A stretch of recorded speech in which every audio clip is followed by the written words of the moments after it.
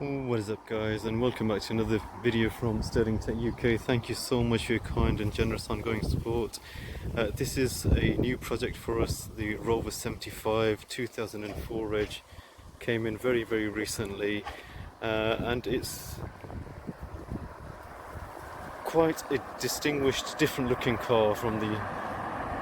If you're used to our sort of reviews, we go for BMWs, Mercedes, Jaguar. This was something unique, something different.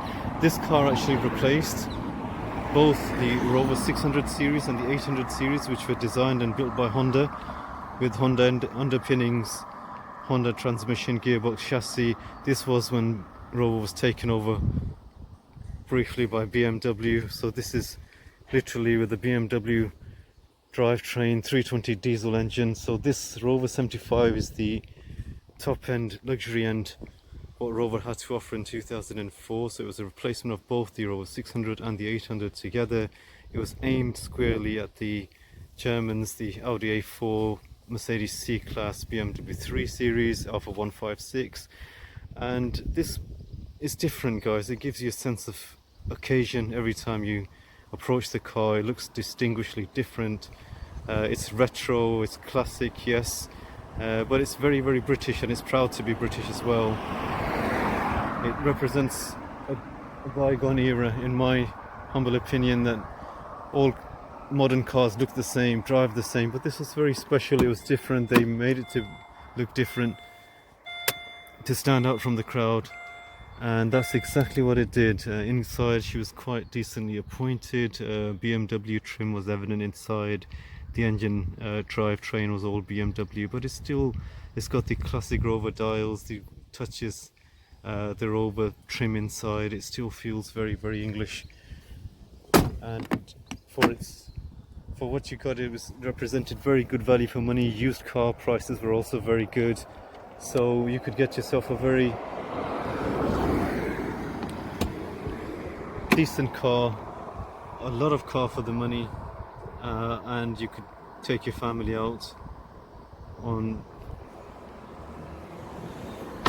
a long drive. It also was very frugal in that it provided very good mileage, especially the diesel versions were pushing 50 miles per gallon on local and long runs, which absolutely, I mean, it's still, in my humble opinion, it's a very pretty car.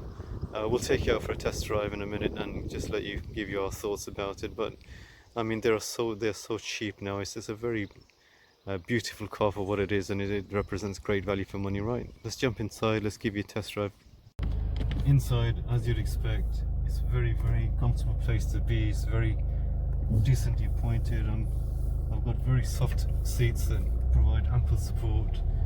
I've got a very beautifully laid out dashboard in front of me. I've got touches of BMW inside here. If you look at the switchgear, it reminds you of BMW.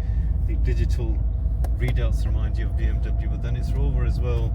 The steering wheel, the plastic feels like Rover, the leather feels like Rover, the wooden veneer finishes classic Rover.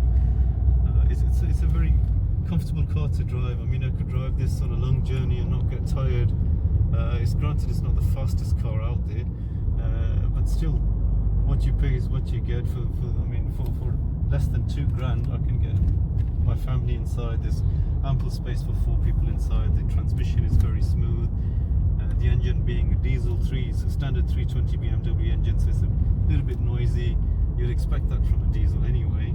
Performance is adequate. It's 116 brake horsepower, 120 mile an hour top speed, 0 to 60 in about 11 seconds. Which isn't too bad for a 4-door comfortable luxury saloon. And at the same time, the plus point of this car is its consumption. Being a 320 diesel engine, it provides on long runs, local runs, close to 51 miles per gallon, which is pretty awesome for a car of this size. I mean, it's a heavy executive luxury saloon. You can get 5 adults in here, and you can get 50 miles per gallon out of it. The ride is very comfortable, the suspension is good, it's just right, it's not too hard and it's not too soft. It's just on the slightly softer side, but I prefer that. I mean, I don't want it sort of it doesn't drive like a sports car, and I don't want it to either. It's more of a comfortable luxury car that you can put your family in every day and just take it out for a drive. Spacious, it's comfortable, the windows, the visibility is very, very nice. Gear shifts are very smooth. All in all, it's different, it's unique. The dials, of course, are classic Rover retro dials, and I do love them. They're quite, it's a quaint, and it's again, this is a bygone era car from the 50s and 60s. It's a sort of shout back to the 50s and 60s classic Rovers of the day. And it's a very comfortable car. I mean, I could take this on a very long drive and not get tired. The performance is adequate, the economy is excellent, the build quality finish, the seats are very comfortable, they're not tiring, they're not sort of too stiff, they're just provide just the right amount of sport as well.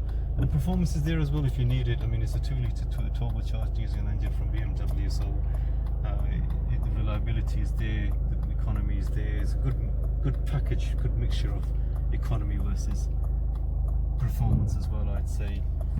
And then again, it's not just, everybody's got a 320d, everybody's got an Audi A4. Drive one of these, it's slightly different, it looks different, you'd get a different vibe. It shows that you're an individual and not just the run-of-the-mill German A4 driver or German C-Class driver. And it's beautiful. I mean, I love the finish inside, the outside. Doesn't feel tacky, doesn't feel cheap in comparison. The materials are of a good finish, of a good quality. Brakes are responsive. Visibility is good. Seating position is excellent. All in all, it's a good executive family car. Provides great value for your money, and it's a prestige car. And plus, I do feel a tinge in my heart. I was growing up back in the 90s. I loved the 600 Rovers, and I loved the 800s and the Rover Sterlings and the YT Sportbacks, fastbacks. And I am sentimental that they're gone now, that you can't find them anymore. So this is the closest thing that remains of the original Rovers, which were great cars. They were built great, they were very fast, they were luxurious. At one point they were close to rivaling Jaguar. So I mean, I personally, if I had a couple of grand, I would buy one of these. Just put it to one side, and they are going up in value, which is also a plus point. It's a good investment for you, and it makes you nostalgic when you drive it. It makes you feel happy. And of course, I've got my air conditioning, I've got my electric seats, I've got central locking, remote central locking. This is an aftermarket CD player with the parking sensors at the back as well, but then again, it doesn't cost a fortune to install it. Suspension is really good, handling is just right, it feels nice and tight in the corners, it hugs the road really, really nicely. All in all, it's a very, very nicely finished car, and I'm sure you're going to enjoy it just as much as I did. Thank you so much for your kind and generous support, guys. Please be kind and hit the like and subscribe button on your way out. Thank you so much for watching Sterling Tech UK. Have a really nice day.